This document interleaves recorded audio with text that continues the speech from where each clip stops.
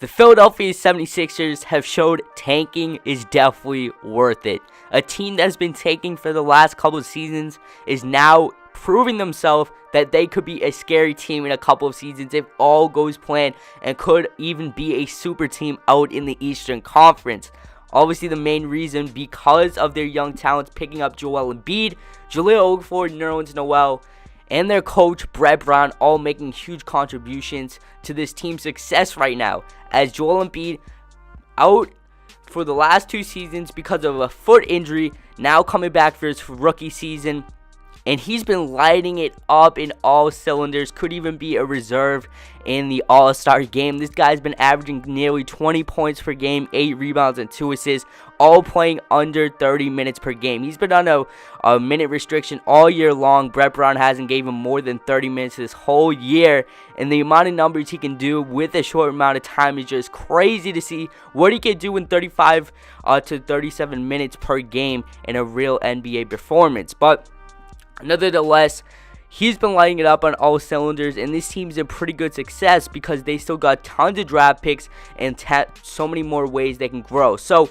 I believe they can go after a guy like Markelle Fultz.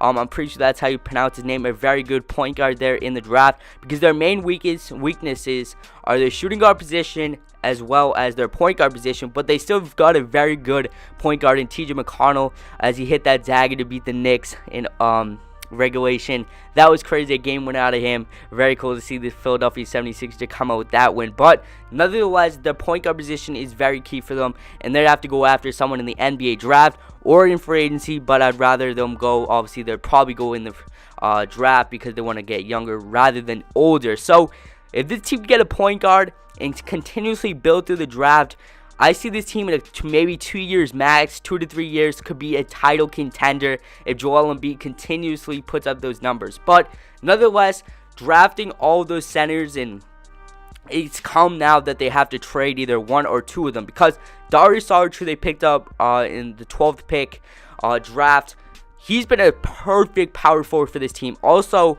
Ersan Ilyasova, who they traded for for the Thunder, for Jeremy Grant, I'm pretty sure, who they gave off for him, has also been a perfect guy that can pair right next to Joel Embiid, because obviously Joel Embiid, he can still shoot the 3, but he needs someone that can stretch the floor to be successful around him, because he's a guy that goes down low, beats and feeds in the low block. Obviously has done very well, hook shots, sky hook shots like that, backs down players. But also this team has Ben Simmons hopefully coming back this season, obviously a guy that can take the reins of the point guard position.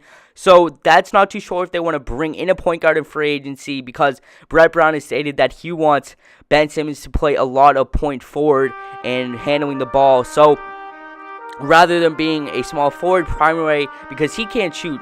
He came into the league, everyone knows in the draft he was outlooked as not the best shooter at small forward compared to Brandon Ingram and other players that could shoot in the draft. So I think he's going to play a very key role for the 76ers. Obviously, their first round draft pick going down with an injury, unfortunately. But I feel like when he comes back, Embiid, Noel, if they stay at the trade deadline, Okafor, and then Ben Simmons, he should be coming around, I think, after the All-Star break. So having all these guys on the floor, they can then see what players they need to trade and what players they need to keep. But like I said, I feel like a couple of these players need to move, especially in the front court, because after tanking the last couple of seasons, they brought in too many centers. So I think Noel and Okafor are definitely going to be out, because they have to play the power forward position, and both those players can't shoot. They're both pretty good offensive players. Definitely Okafor is a better offensive player than Noel, when Noel is more of a defensive player. But I think those 2 players need to go for this team to have success, because Darius Saric has proven that he fits very well as a stretch for him here in Philadelphia. And I feel like this team's going to do really well in the next couple of seasons and even be a title contender in a couple of seasons. We're just scared to think a team that was tanking for the last 2 seasons, barely even getting 10 wins a season, is now going to be a title contender, in my opinion, in the next couple of seasons. So thank you guys for watching. It's been your boy Tiki Gamer Tom, and I'll catch you guys next time. Peace.